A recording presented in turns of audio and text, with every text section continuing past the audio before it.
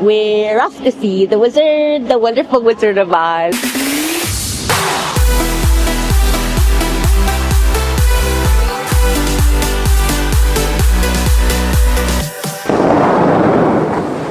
Everybody, it's Jeff and Christina, J&K Stay in Vegas, and we are traveling to the world of Oz. We're going to Kansas. We're going to Kansas. And then we're not going to And we're going to follow what? The Yellow Brick Road, like you just said. The Yellow Brick Road. Follow the Yellow Brick Road. And this is our first time going to the Sphere. We're going to check out and see if artificial intelligence helped or hurt the Wizard of Oz here at the Sphere. We're going to give you all our final thoughts. Apparently, there's supposed to be a whole bunch of like practical effects, and so we can't wait to check this out. Yeah, so not only is the Wizard of Oz sound like it's really incredible, but it is our first time. So we're going to give you our first time thoughts. Basically, Wizard of Oz or Kansas has landed in Las Vegas. So let's go head to the Sphere so you can check it out and see what we think of Wizard of Oz at the Sphere for 2025. Let's go.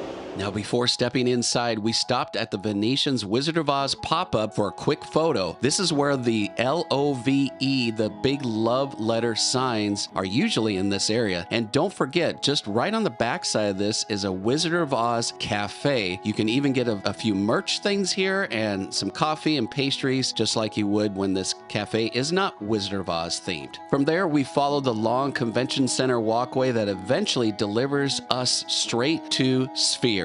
Even before the film starts, the atmosphere begins to build. Now, before you even step into the main lobby, you go through security. For the 5 p.m. show that we had, they started letting people in around 4:15 p.m., which gives you about 45 minutes to explore before showtime. Honestly, with everything there is to see, it really should be a full hour at least. They also have a strict bag policy. If you bring something larger than what is allowed, and that's 6 by 6 by 2, you'll need to use the bin box lockers, which cost $10 to $15 depending on size. You'll find them right over here on the right side of the security detail. And by the way, they're first come, first serve, and the larger ones tend to run out quickly. And keep in mind, they're not big enough for suitcases or roller bags, so if you're planning to hit the Sphere on the way out, probably should leave those with the bellhop at your hotel. Once we're through, the scale of the lobby really hits you. High ceilings, open spaces, and themed touches everywhere you look. They've recreated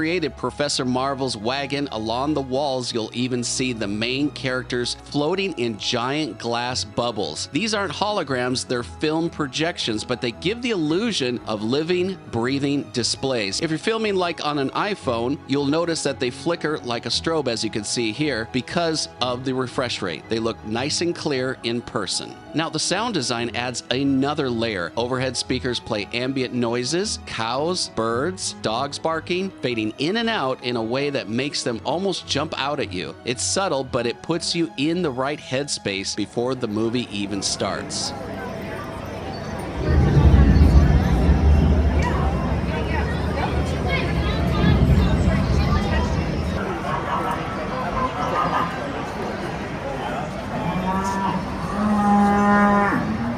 Now, right next to all the props, you'll find one of several merchandise areas where you can check out all the merch for the Wizard of Oz. Every item is displayed, from t-shirts to collectible figures, and yes, we capture the prices. Spoiler, they're not cheap. Check out the prices of some of these hoodies and t-shirts. All of these items, you can see lots of different stuff, but they are pretty pricey. But hey, if you're a Wizard of Oz fan, it's hard not to be tempted. All right, now it's time to head to our seats. Again, the first time coming into the Sphere for us. We sat in section 407, and for anyone wondering what that view looks like from that location, it's excellent. Check it out. You can see the entire Sphere screen, and once the film begins, being higher up makes the immersion feel all-encompassing. Now take a look at this. At first, though, it looks just like a regular theater. There's a curtain covering the screen, smaller side monitors, and even hanging line array speakers. But here's the trick. They're all fake. The moment the show starts, the curtain, the screens, even the speakers vanish, and the Wizard of Oz logo fills the Sphere. The scale of it is overwhelming, and that's the first moment you realize this is nothing like watching a movie at home.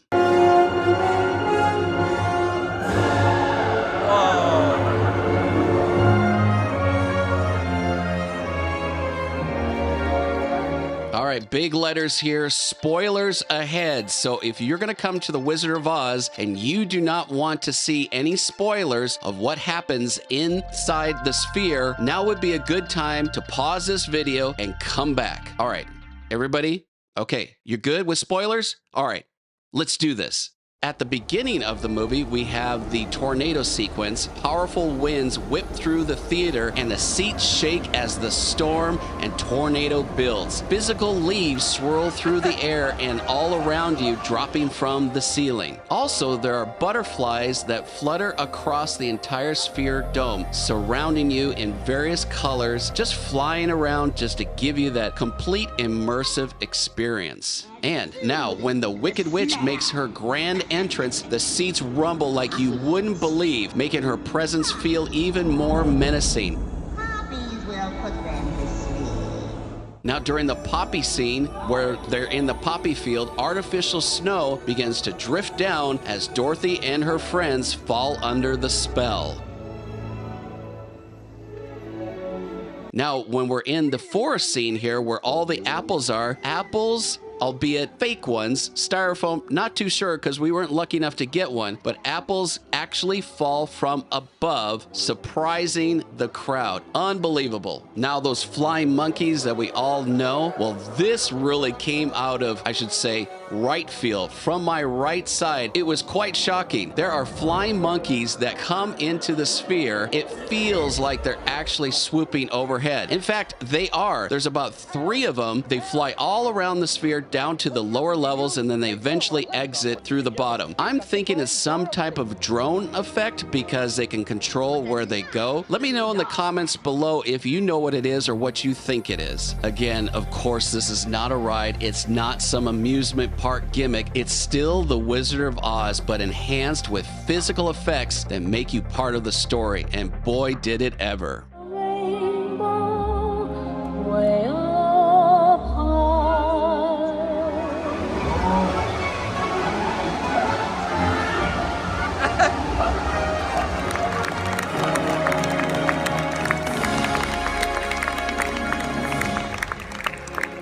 Now, after the movie's over, the credits roll. Don't head straight for the doors. Instead, guide yourself down to the 2nd floor for what they call the experience after the Wizard of Oz. Here you'll find massive LED globes cycling through movie imagery, perfect for those photo ops. But the highlight is this interactive wizard. A digital version of the wizard appears on a giant LED wall and actually talks back and forth with the audience. It's playful, funny, and makes for a memorable ending after such an immersive show. Here's a little bit of the clip of what it actually is like, complete with the wizard behind the curtain. Welcome one and all to the Emerald City and the throne room of the great and powerful Wizard of Oz! I am Oz. Who are you? We've got Angela from the UK. Angela from Yes, well, I have every intention of granting your request. Behold, they bring you the broomstick of the Wicked Witch of the West! Not so fast, not so fast. Go away! Come back tomorrow! Ungrateful creatures! Oh, shoot! Get out of here, you lazy nuts! The great Oz has spoken!